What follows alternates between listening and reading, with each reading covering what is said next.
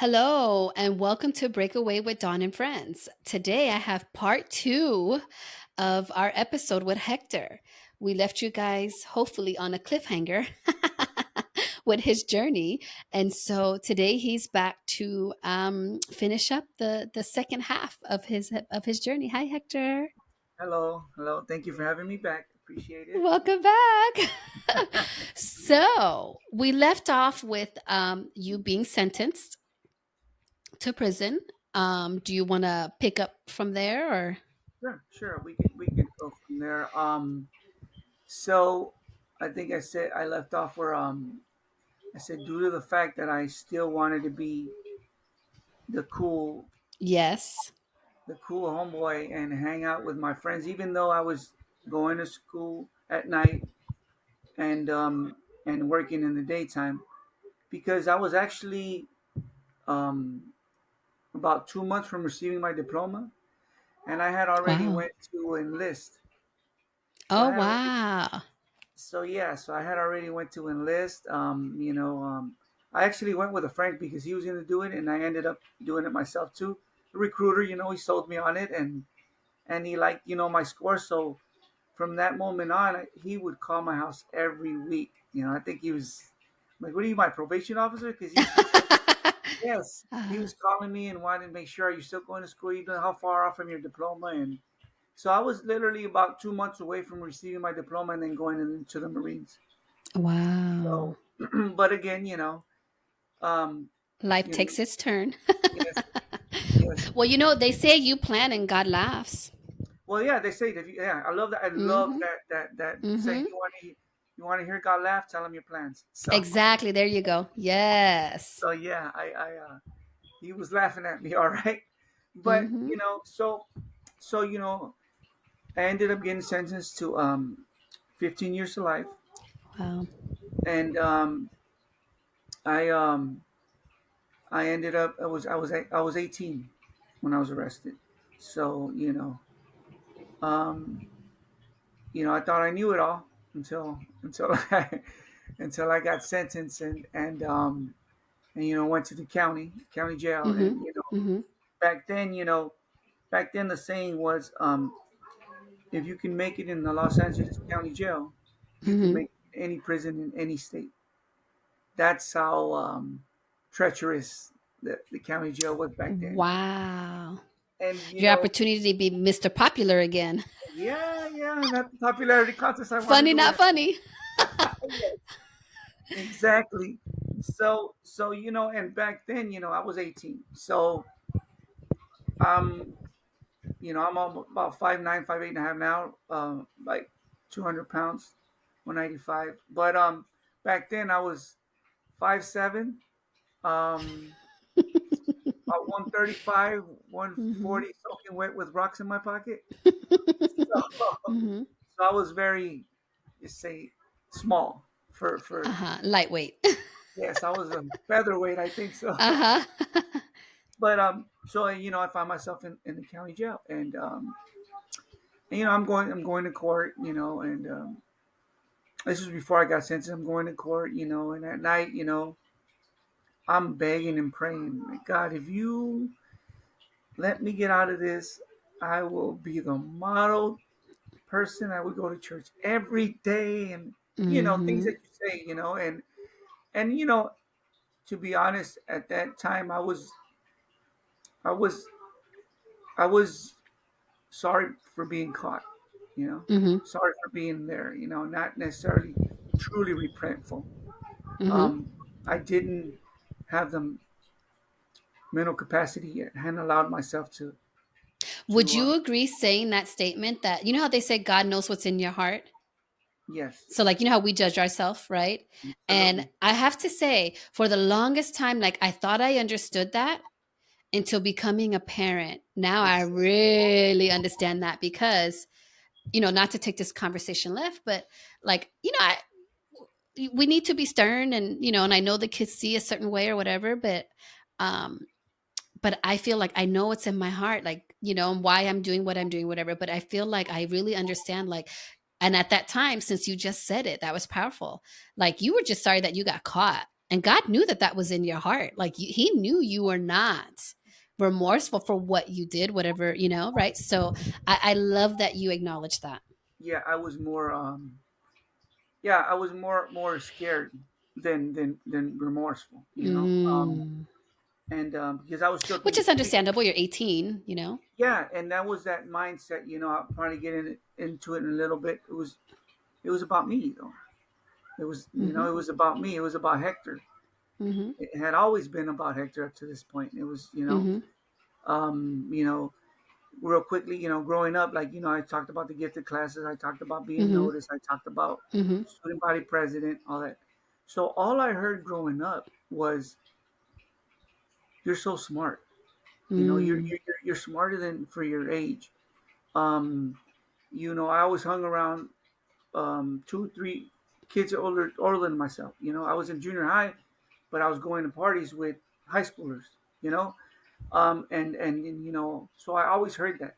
So I took that in my limited capacity back then to understand things was, I got it then. I can get myself out of anything. I can manipulate myself out of You had anything. that arrogance. Hmm. Yes, and I look how I mean, they pick me for these speeches. They pick me for it because I Hmm. can do it. So being in there and knowing that there was when I finally came to terms that there's no way you're getting out of this. You know, it was I humbled myself. It was, I was scared, but I had to come to terms with, like, yeah, you can't talk your way out of this one. And so I ended up getting sentenced, and I'm going to the level 4 maximum security prison. Again, at 18, I turned 19 the first year I was in prison. Wow. So I'm around men that have been in prison for 30 years, 30, 20, 30 years at that time, and I see them, and they're, one of the things that really caught my attention is they're there and they're comfortable. Like, Hmm. they have a routine. And you speak to them, you pick their heads a little bit, Hmm. and and you come to realize that a handful of those gentlemen are, I won't say all, because you never generalize, but Hmm. they've been in prison so long that That's they've their accepted. norm. Yes, Hmm. and they've accepted it. And in my brain I was like, oh, heck no. Ain't Right. no damn way that I am ever going to accept this as my norm. No, Good no, job. no. Yeah. Yeah, I was like, something in me, something in me. I know what it was now, but back then I was like, no, there's no way. I can't. I Hmm. can't see Hmm. myself. And so, because being a life term, a lifer, that life attached to your sentences, they don't ever have to let you out. They've justified. They Wow. don't have to. They don't because it's 15 years to life, so you can do the minimum 15 and to life. So Wow. you have to go in front of a board of prison terms, and every so often. So when someone with my senses, when you first go, that board of prison terms is made up of ex policemen, ex lawyers, prosecutors, Hmm. and these are the ones that are determining if you're gonna be Hmm. eligible.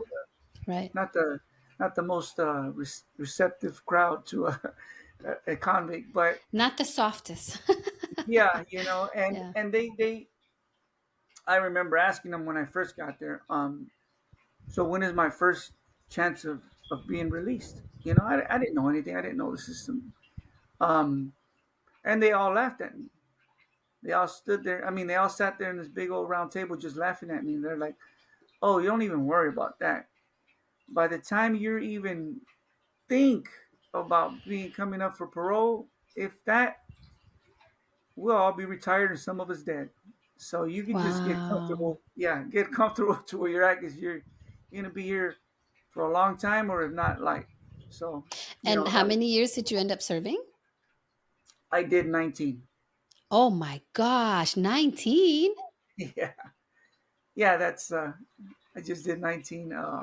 So yeah, I ended up doing 19, but that first year there, I remember I was walking I was walking on the yard, and I said, remember I said that I was going to church, um 4 to 5 times a week. Altar boy, singing in the choir. I sang in front of the church Mhm. one time.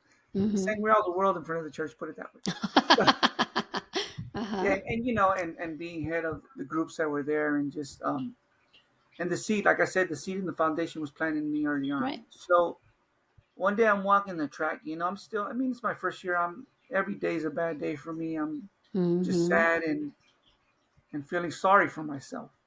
And I hear something like, well, Hector. And I remember this vividly. I hear somebody saying, and I know it was God now, but back then, he's like, you've been living your life your way up until now. You've been doing things Hector's way. How's that going for you? Mm. So that thing hit me like a ton of bricks. Wow. And I was like, not so well.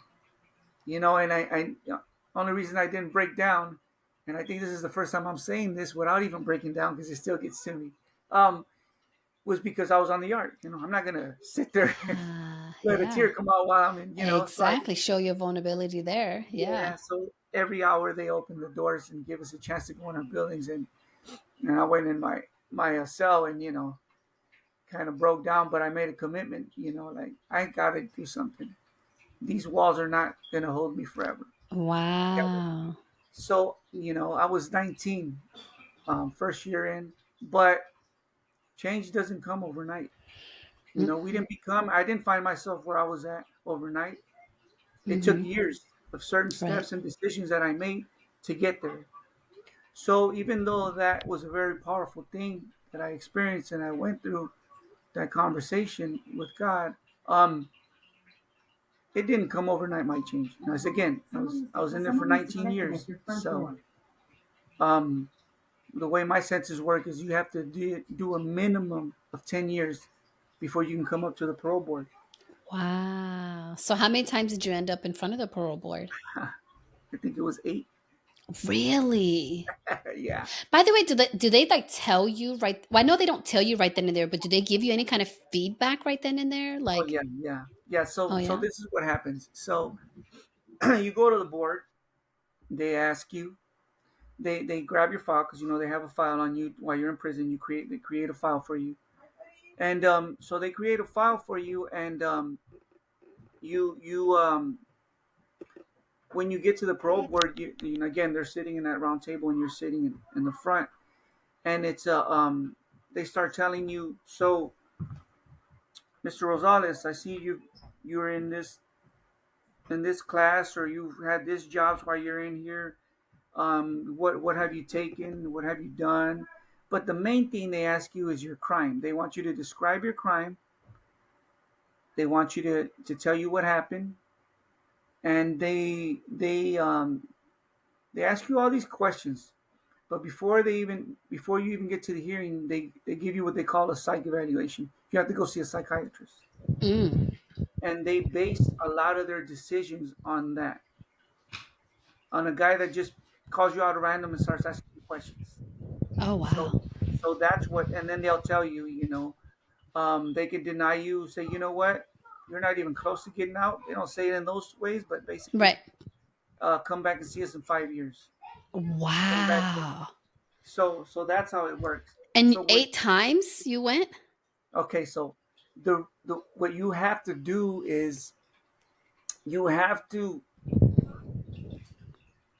um you have to be like a model prisoner in a sense, Mhm. not perfectly, but so what you do is so what you want to get out, you have to show them that they want to see that you have changed, that you are no Mhm. longer the person that came to prison. That's what they want to see. That's So the I have a way. question. Sure. Just curious.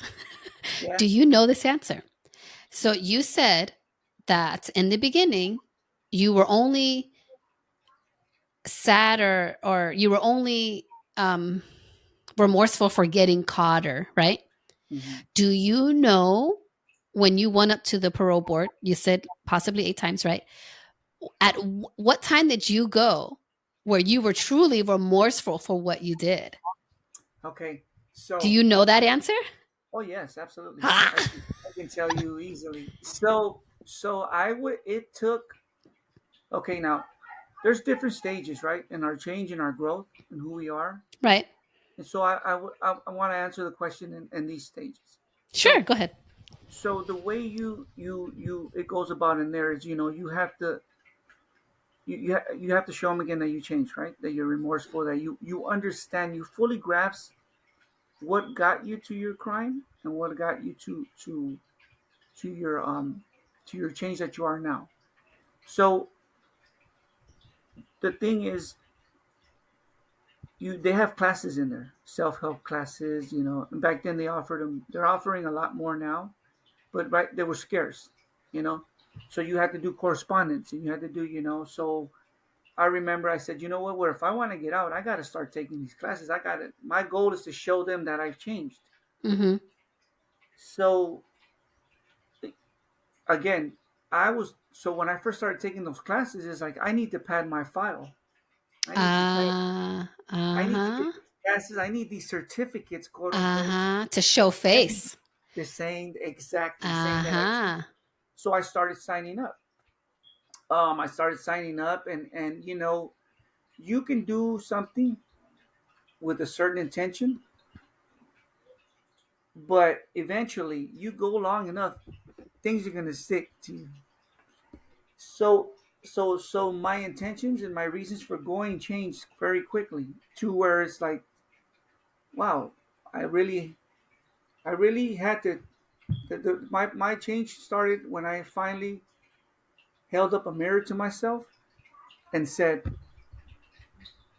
you have to hold this mirror up and point out all your faults, all your shortcomings, and who wants to do that?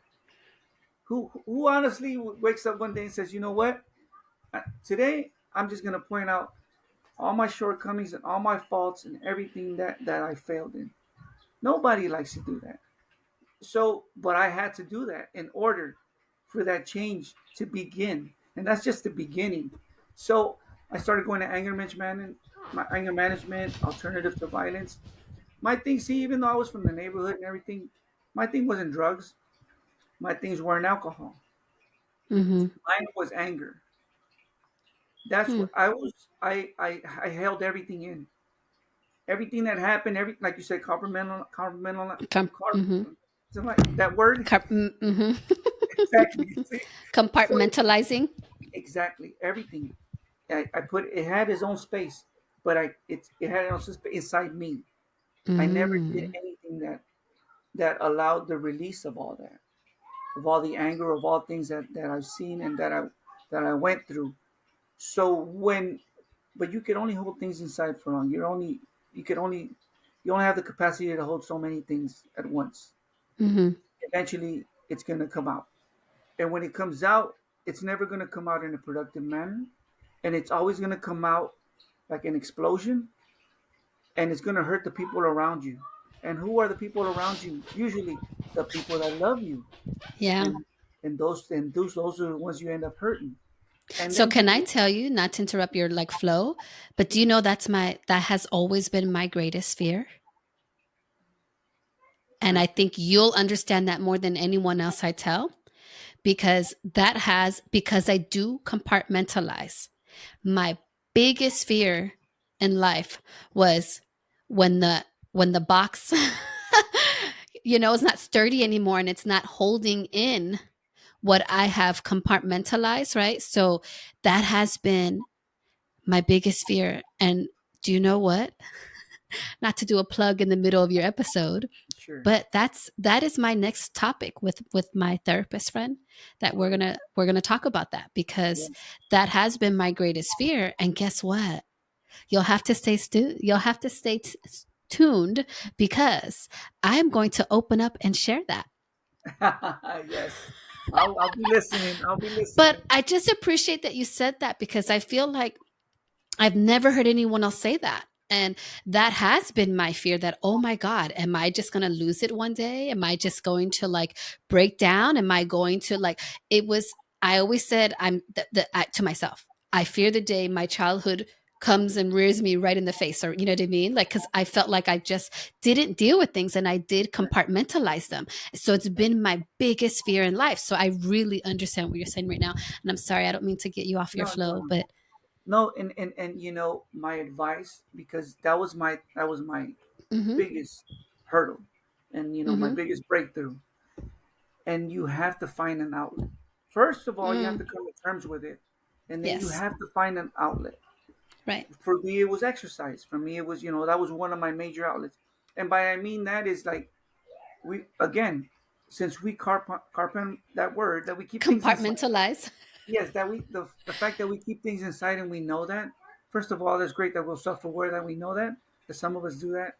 So you have to find an outlet. You have to have an outlet, whether it's music, whether it's exercise, because through the day, through the months, you're gonna hold stuff in until you learn to not hold them in any longer. Which is, I thank God, I'm at a point where I really don't hold anything in. I release it the moment that it comes in. I I I I deal with the feeling. I acknowledge it, but then I release it because So did it's you a enjoy my post the other day? yes, yes. Well, some of your posts recently have been reading like, is she getting ready for our talk? Because that's a lot of the. Because I did a post a long time ago about living out loud. Like, Yes. and I live out loud because it's healthier. There's pros and Mhm. cons. Let me tell you, I say it all the time. There's pros and cons to living out loud, but there is also pros and cons to living in silence, right? And that is just taking it in, leaving it there, and not letting it out, right? And then just the other day, I was like, I need to be more vulnerable, as they say. So I got on and I'm like, I'm freaking irritated, dude. I was really irritated. I expressed that, but it's true. I let myself feel. I let it out.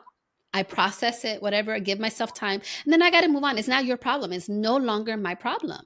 So That's right. I thank you because this is what I promote. So good job for Yes. you. Now, can I say, like, you did actual self help, and that's what really intrigued me because when you gave me that novel of like, are you sure you want to have this conversation? You Yes. know, Yes. you did say in there that you really had to put in the work, and so right now you are discussing that, and that's great that you did that. But and honestly, for me, I have not done any kind of self help therapy, nothing like that. This was just something that was innately in me. Right. And I've had to make choices on how to deal with things. You know what I mean? And so I feel that's the gift that I was given. So I think Yes. it's no surprise that I am a life coach, and this is why I want to help others. I want to be that person that I didn't have growing up. And and it's when we do that, it's a continued therapy for ourselves as well. It is. And so, okay, I mean, man, I don't want to turn this on me. So one time a therapist did send me that and passing.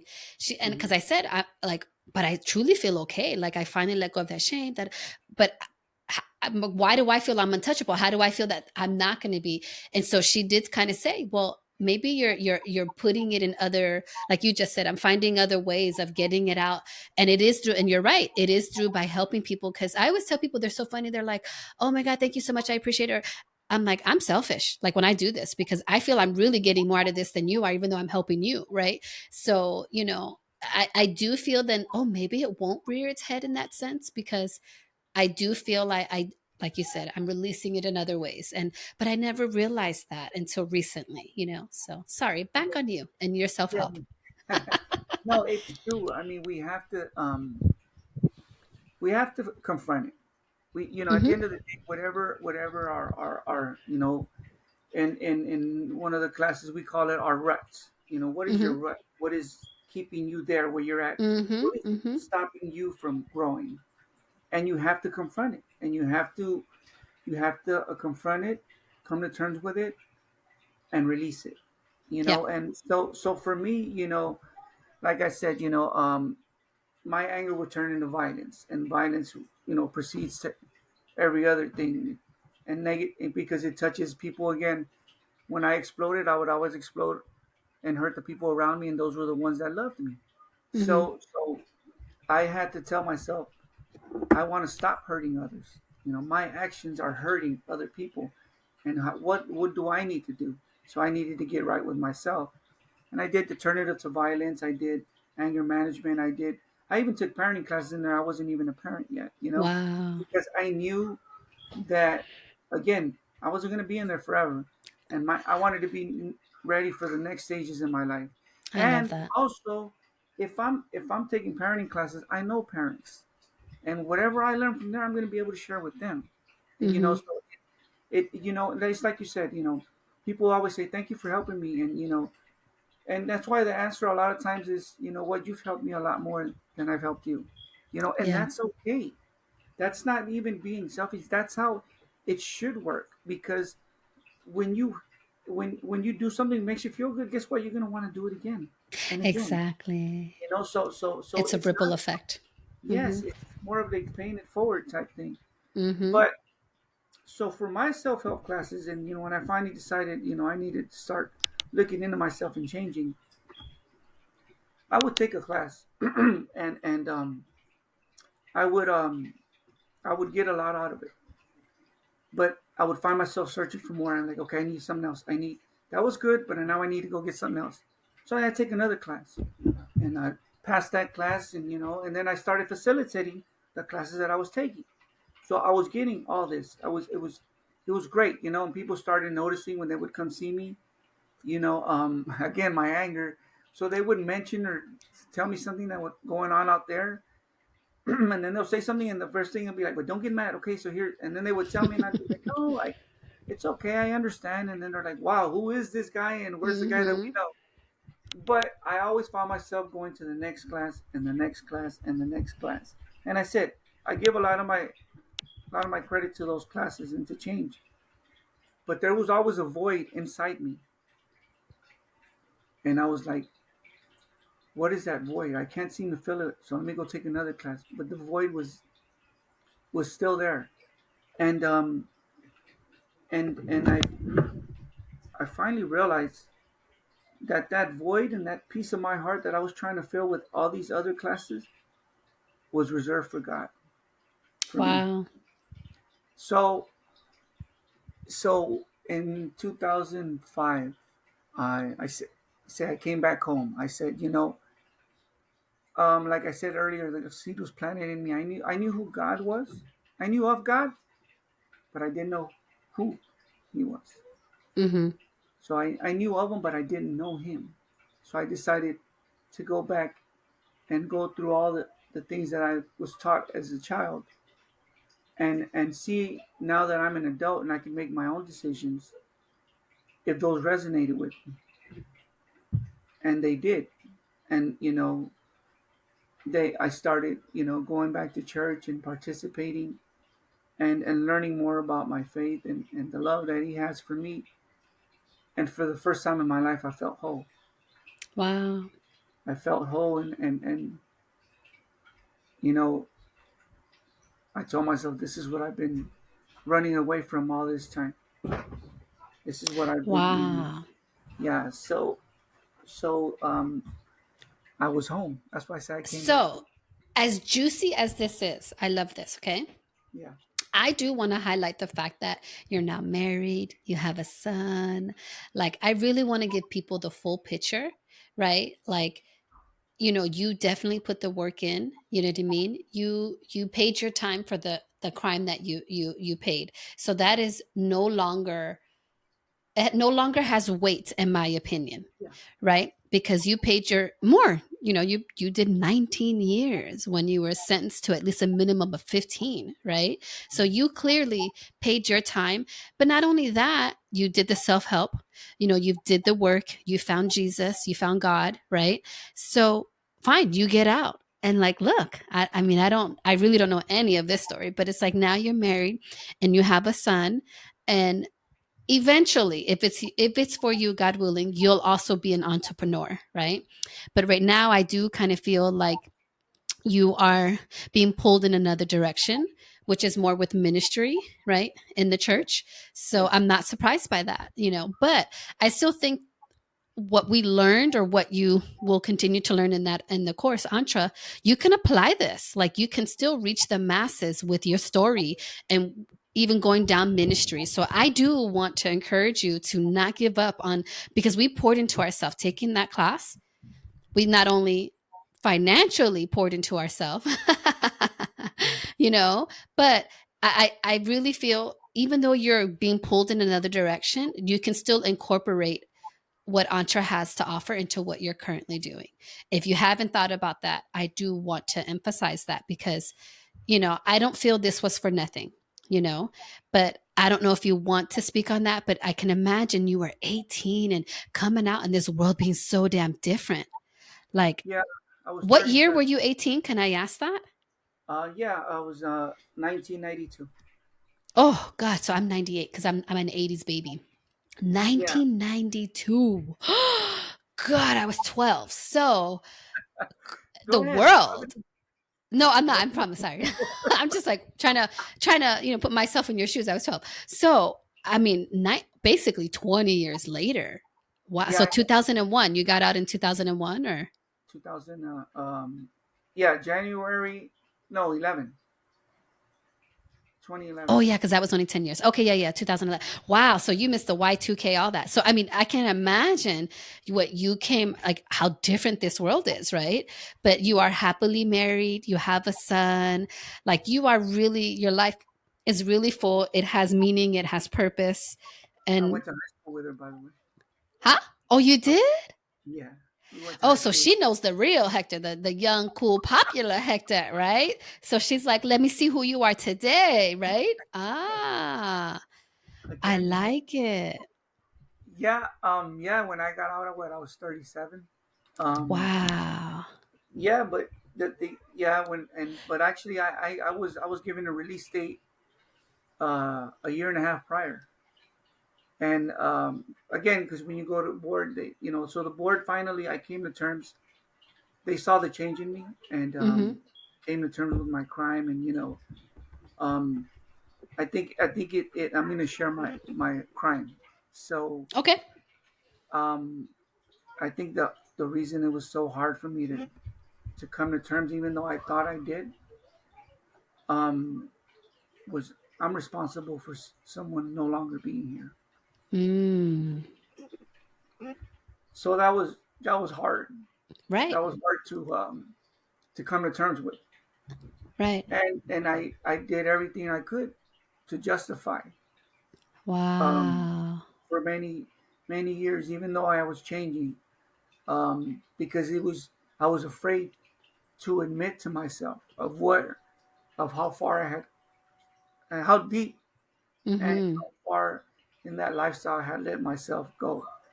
But again, we spoke earlier about you have to forgive You yourself do. in order for you to move forward, and that's the only way that I was gonna be able to do what I love doing now, which is helping others, Yeah. and helping them and changing and And helping them. hopefully preventing someone else from making the same mistake, right? Yeah, that's my thing. Yeah. I've visited juvenile halls since I've been out. I went back to a federal facility since I've been out. And so that's what. So I was given a release date. So with us, when you're given a release date, Mhm. that's only the first hurdle. So the board says, you know what, we find you suitable for parole, and you're like, oh my god, I can't believe it. But the governor has 120 days to to take that date, to rescind that date from you. So I was given my release date, and I was just happy. I was getting everything ready, getting my parole plans, getting place to stay, and I've always had good family support. That's one thing I thank God for. Nice. They've always been there for me. Um, at the hundred and as I said, 120 days for him to rescind the date. Mhm. So on the 119th, they called me to the office. No. Yeah, and they take my governor, the gubernator, Arnold Schwarzenegger took my date. no. Yeah, so I was called into the office and said, I given the letter and says the governor finds you unsuitable due to whatever the gravity of your crime. It's a copy and paste thing that they deny everybody with. Um, so I'm in prison though. I mean, just continue to do what I'm doing, right? So Oh my. having to call home and explain, Wow. yeah, that was the toughest part, really. Whew. That was, but but you have a right to appeal, and I appealed it, and while during my appeal, he left office, and Governor Brown came in, and because see, when I'm in prison, the percentage of lifers I get out, like people were like, Mm, was 0.01. Nobody was getting out. yeah. Now things have changed because of Governor Brown, and Hmm. a lot of good friends of mine that have been given the second chance. So, but back then, those were the odds that we were fighting. So, take this little conversation somewhere else now. Um, I don't know if you know, but I'm guilty. My guilty pleasure is reality TV. Yes, So I do love watching the Kardashians, but you not the do. same reason that most people do. But I Okay. do. I do. I don't know what it is. I don't worship them. I don't buy their stuff. It's not like that. Okay. I just enjoy the family dynamic. And I think it has a lot to do with the fact that I'm not close with my family. And I really love that they value their family. I don't know what it is, but I just love watching them. Okay. And I've learned a lot. Okay. I'm just, if you let yourself, you can learn. Like, and honestly, like for me, again, having, parents that were so young. My mom was 16, my dad was 15. You have to imagine with the first kid.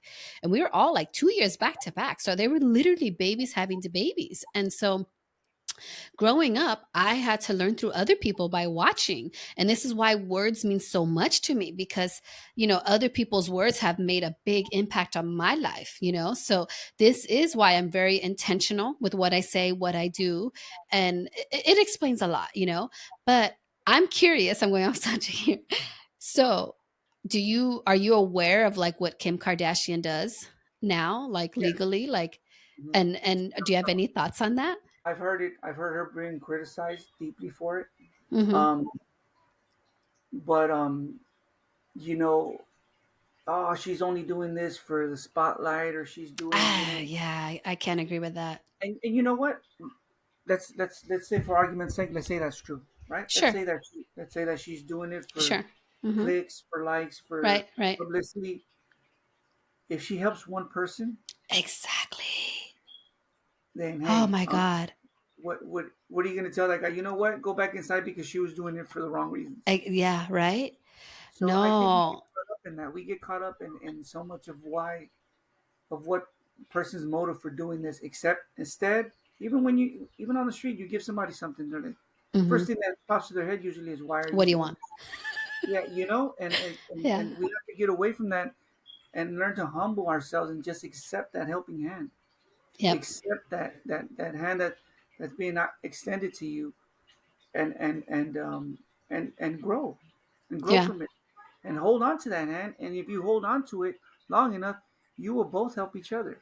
You know? Right? Yes. Yeah. I was just curious because I mean, I admired it myself, just for the fact that, because she is so criticized, right? And, her dad was a lawyer, right? And that is something that, and, her dad passed away. My dad passed away when I was 28. I had just became a mom. My daughter was just 4 months. So I was the last one out of all five to become a parent. And he did get to meet her and she was, a couple months, but still.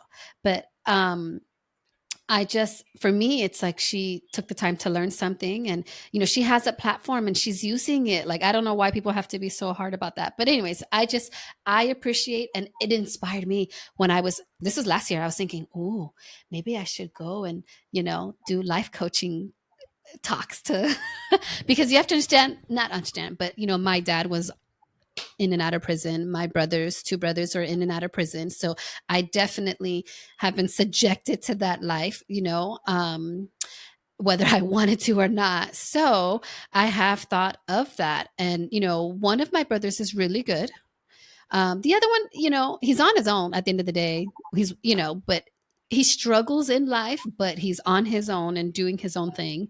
And my dad's no longer here. So I always say that that was his punishment. I don't know how that sounds, but I think a short life was his punishment because he was a man. He was so full of life and he just had this presence. And most people, you either feared him or loved him. You know what I mean? And I did both. But it was either or for the streets. You know what I mean? And so I always said that his punishment was a short life, and my mom's is a long life. That lady ain't going anywhere. So and I can say this because I've said it to both of them. Okay, well, he knows I speak to him all the time, so he knows I've said it to both of them. So um but I just Yes. found that interesting. I was curious what you thought about that, but I have thought like there is, she found an avenue, right? Like you don't have enough people advocating. And like I said, even in your case, like the sentencing was much harder back then, so who and I had no clue, I didn't know that that's why you had served the time until you just shared that. But it didn't, again, that's between you and God. Like that has no, I have no place to comment on your past, and I am not going to see you any differently. I am not going to treat you any differently. I actually respect you more for owning your stuff, doing the work. Like at the end of the day, like that's what happened. This is what you've done with it. It's not, again, it's not about the mistake. It's about what you've done with it. And I'm just happy that you have a beautiful wife and a son, and I would like to think your life is whole now, and now you are paying it forward with your ministry and all the other things that you're doing. Yeah, I love my wife, my son, and I have two great stepkids as well. 28 and a 22-year-old, and just Nice. to watching them grow. Being part of that, and the different stages, and some of the stages that I went through, and kind of there's a fear like, well, I hope that but thank God they're doing good as Are well. these And all boys, by the way? no, so it's a 28-year-old boy, Mm-hmm. 22-year-old girl, and Mm, my son is a little boy who's eight yeah. years old.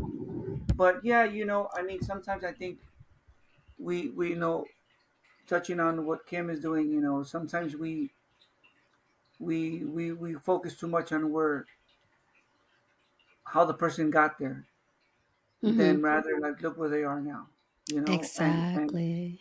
and and like we're talking about ourselves and saying our experiences made us who we are, and why can't we say that same for her, or See, I for like how anyone. you tied that. Good job, Hector. You make me feel about good about my guilty pleasures here.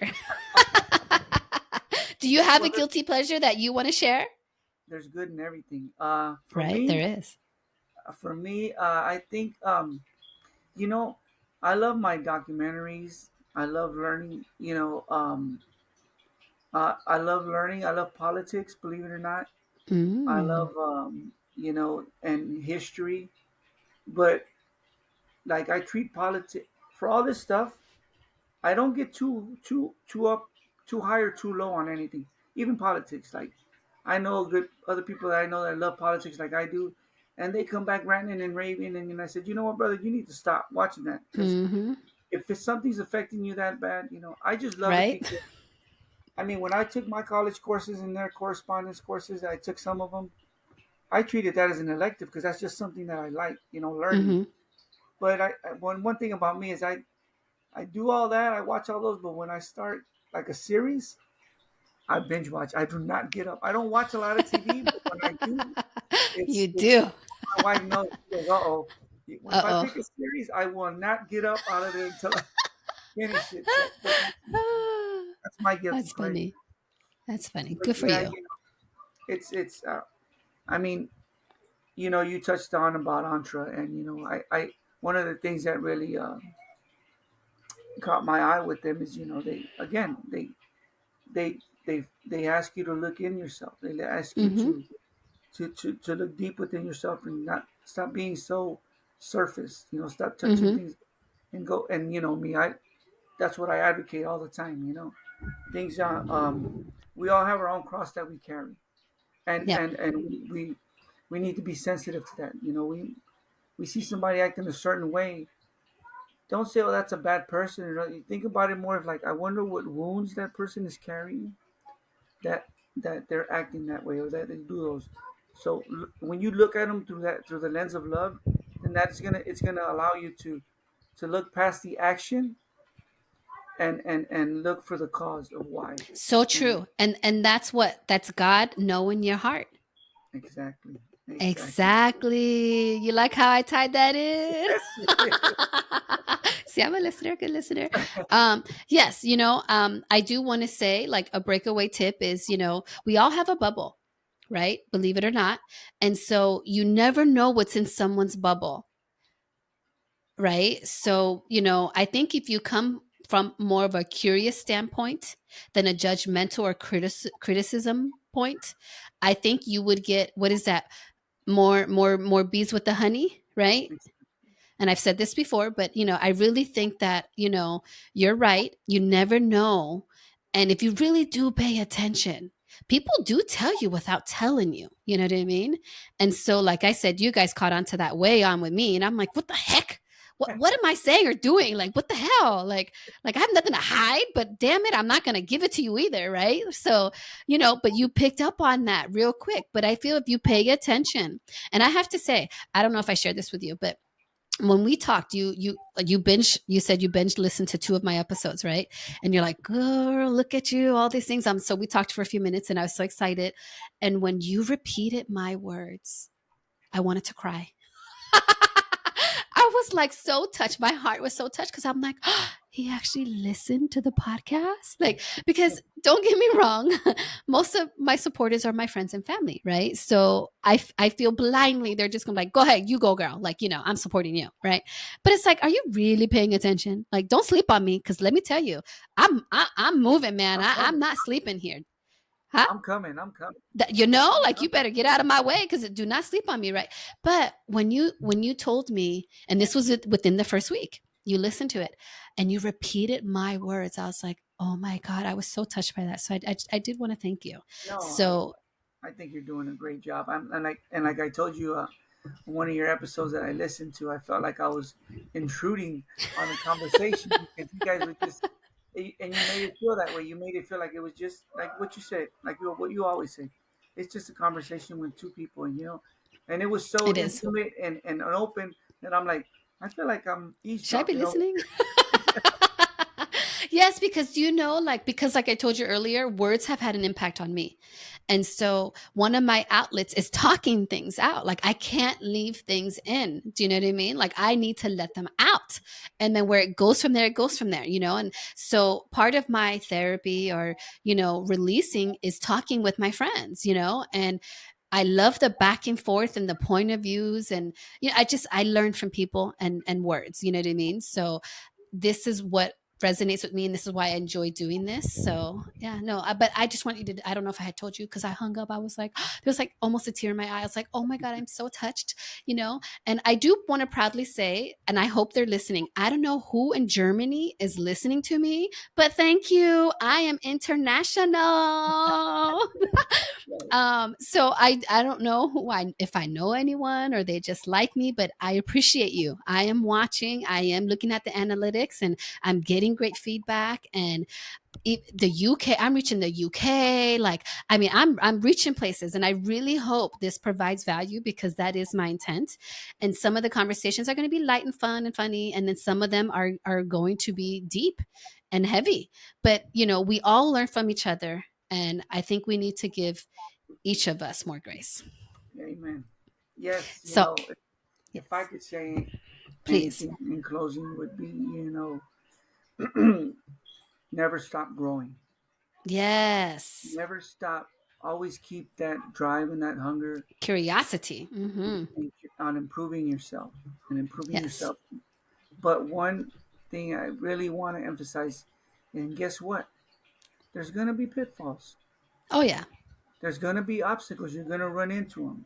Even when you've known so much and you've dug deep into yourself and know yourself for who you are and who you're trying to be, there's still going to be times where you there's a bump in the road. But the definition of growth is getting back up and walking that road again. Yep. And And do you and know what I'm going to end on? And I know this is going to resonate with you. what's that? Rejection is God's protection. Amen. You were saving that. Ah, You were saving that. no, it just came to mind. I promise you. So, what you just said, and the fact that, like you said, there's going to be pitfalls, you had your date. And the day before you're expecting to get released, Like, Yeah, oh, that had to crush you, right? So that rejection for was somehow God's protection. and I'm stronger for Look at that. it. Love it. So thank you so much. You're I'm welcome. going to have you on again Sure. because let me tell you, I can dissect a lot of the things that we've been talking about. But I really hope you got out what you wanted to get out. Do you know what I mean? Like a part of Sure. your journey, and I feel we've touched on it. I don't Yeah. feel we've gone too deep, and we'll test this out, see how well it does. But I do appreciate you sharing, and I mean, considering the reach that this platform has, like I know it has to help someone, or they I can hope it does. ad, you know, recommend it to someone that it will help. So Yeah. I do want to thank you for your time and for your sharing, because sharing is caring. So I do Yes. appreciate you sharing a piece of your journey. And I feel blessed and honored to have met you and have you as a friend, because I do consider you a friend, Hector. Thank you. And So I'm so thank you glad that so much. I'm so glad you're doing what you're doing, and you took the bull by the horn and went forth. That's right.